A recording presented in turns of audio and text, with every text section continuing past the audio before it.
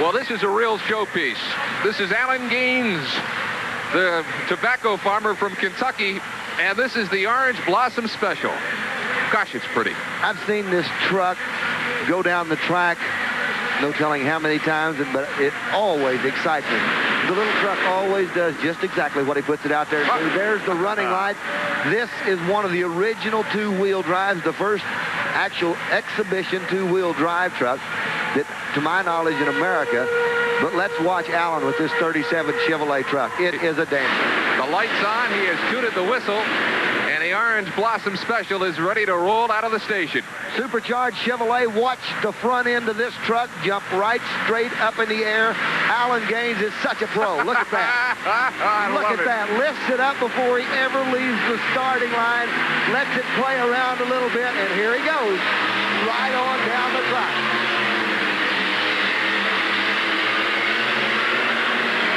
Past the flagman out into the tunnel. Alan Gaines makes it look so very simple. Oh, he's the best. You know that? Absolutely. He knows exactly what plays no matter where he goes. There's Alan. There's Alan Gaines, got his boots in his hand. Never drives. He runs a couple of trucks here tonight, and you'll never see him inside the truck with his boots on. Feels like that he can get the real feel of the truck through his feet. Tells me the tobacco industry is coming back, too. Well, there's the boss. This man rules. This is Gary Collins in the Budweiser Boss. Man comes to haul, doesn't he? An absolute, unbelievable four-wheel drive truck that Gary put together and there in his home in El Dorado Springs, Missouri. Wind-blown Chrysler, probably pumping out 3,000 horsepower. And Ken Broo, he's one of the few people that put all of it to the ground. There's a shot of Gary setting up inside the Budweiser Boss. Only got two speeds, fast and faster. And he built this, huh? He built it himself there in his shop in El Dorado Springs, Missouri. Watch the power that Gary Collins puts out with this Budweiser Boss. It's unbelievable power. He kind of gives you the feeling that he can go where he wants to when he wants to. He probably could. He'll roll along for 100 feet or so. The box will be up on top of him, and he'll mash the pedals. It goes onto the house. Let's watch him.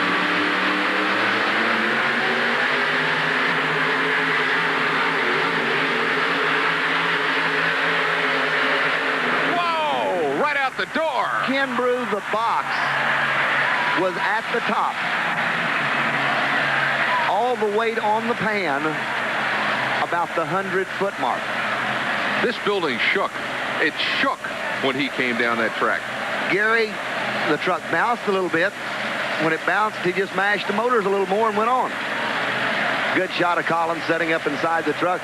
This man not only has a wonderful vehicle and a very good competitor, he's just a gentleman to be around. A lot of fun. He and his wife, Kim, do a lot of traveling together on this circuit. They sure do. Now, let's watch him. Let's watch Gary. Not in it real hard, just kind of cruising with it. But the box is on its way up, and I mean on its way up in a hurry. Right in this area, the box is topped on Gary. See it bouncing a little bit? He mashes the motor and says, let's go on. Look at the strain that's on the truck. The box topped. He's still dragging the sled with the box all the way topped. Flagman saying, Floyd Worley saying, whoa, Gary, I think that's far enough.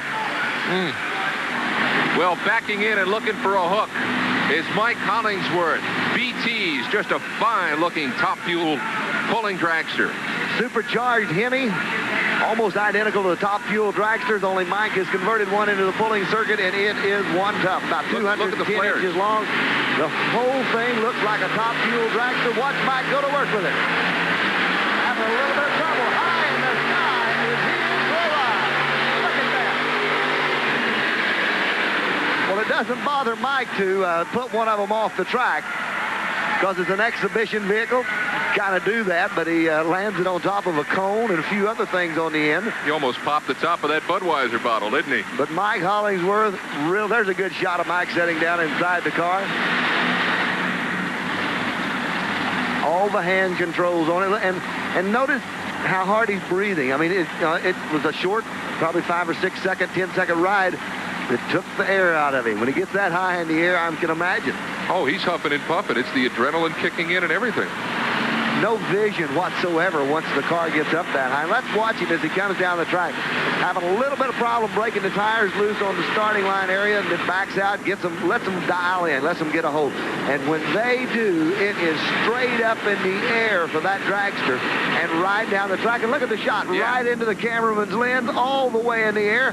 Backs down just enough to see what's going on. So let's give it one more wave at the crowd and settles it on the ground. Beautiful job for Mike Hollywood Hollingsworth. The flash tubes are popping off right now for the Midnight Express. Alan Gaines has got a 1925 Ford. He said he found this body on a farm back in late '78. The woodwork on it is absolutely incredible. It is all mahogany wood.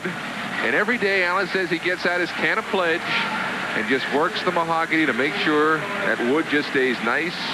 Here you can see it, nice and shiny. What a beautiful, beautiful truck. It is absolutely, and it is very unique in the fact that it pulls off of the rear two tires.